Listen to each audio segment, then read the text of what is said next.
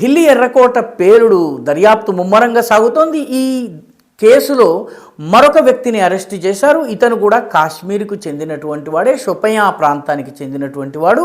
దీంతో ఇప్పటి వరకు ఎర్రకోట బ్లాస్ట్, అదేవిధంగా ఢిల్లీకి 35 కిలోమీటర్ల దూరంలో ఉన్నటువంటి ఫరీదాబాద్ దగ్గర ఉన్నటువంటి అల్ ఫలా యూనివర్సిటీ సంబంధించిన టీచర్స్, మెడికల్ ప్రొఫెషన్లో ఉన్నటువంటి ప్రొఫెసర్స్ అందరూ కూడాను దాచినటువంటి 2900 కిలోల అమోనియం నైట్రేట్ కేసులో ఇప్పటికీ 9వ వ్యక్తిని కూడా అరెస్ట్ చేసినట్టయింది. డిసెంబర్ 18వ తారీఖున యాసిర్ అహ్మద్ దార్ అనేటటువంటి వ్యక్తిని అరెస్ట్ చేశారు. ఇతన్ని కూడా షోపియాన్ నుంచి అరెస్ట్ చేశారు. కొద్ది రోజుల క్రితం ఇక్కడి నుంచే బిలాల్ నసీర్ మల్లా అనేటటువంటి వ్యక్తిని అరెస్ట్ చేశారు. ఇప్పటికీ దీనితో 9 మందిని అరెస్ట్ అయ్యారు. వీళ్ళందరూ కూడాను ఒకరిద్దరిని మినహాయిస్తే అందరూ కశ్మీర్కి చెందిన వాళ్లే కావడం గమనించాల్సినటువంటి విషయము.